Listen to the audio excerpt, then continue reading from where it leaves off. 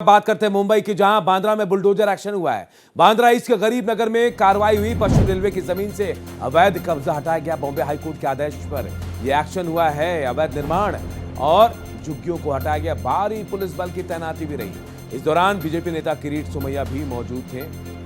और इस खबर पर हमारी सहयोगी आंचल तिवारी हमारे साथ जुड़ गई हैं। आंचल का रुख कर लेते हैं। आंचल, ये बड़ा एक्शन हुआ है, बुलडोजर एक्शन, क्या कुछ अपडेट आपके पास है?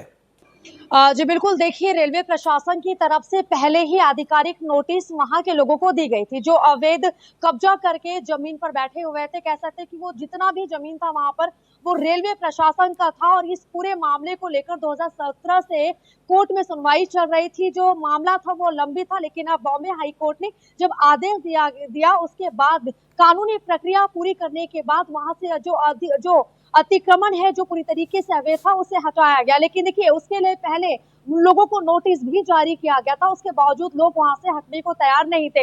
अगर हम झोपड़ियों की बात करें जो वहां पर अवैध तरीके से बनाए गए थे, वो 500 से ज्यादा झोपड़ियां थे। और ऐसे में उसे तोड़ने के लिए कम से कम 5 दिनों से ज्यादा का वक्त लगेगा। लेकिन अब वहां पे जो तोड़क कार्रवाई है वो पूरी तरीके से शुरू हो चुकी है और बुलडोजर के जरिए उन सभी घरों को गिराया जा रहा है। अब ऐसे में इस पूरे मामले को लेकर हाई कोर्ट नहीं बल्कि सुप्रीम कोर्ट की तरफ से आदेश पहले दिया गया था। और अब जब हाई कोर्ट ने इस पूरे मामले में अपना फैसला सुनाया है, उसके बाद प्रशासन ये कार्रवाई कर रही है और वहां से जितने भी अवैध झोपड़ियां हैं उसे तोड़कर हटाया जा रहा है। लेकिन ये जरूरी इसलिए भी था क्योंकि देखिए वो रेलवे का जमीन था और ऐसे में जाहिर है आंचल, देखिए रेलवे की को जमीन पर अवैध विस्तार कब्जा करना आसान नहीं है, लेकिन इस झुग्गी को हटाना भी बहुत मुश्किल होगा, क्योंकि आप बता रही 400 से ज्यादा झुग्गी झोपड़ी थी। इनको हटाने में क्या विरोध का सामना भी करना पड़ा पुलिस बलों को?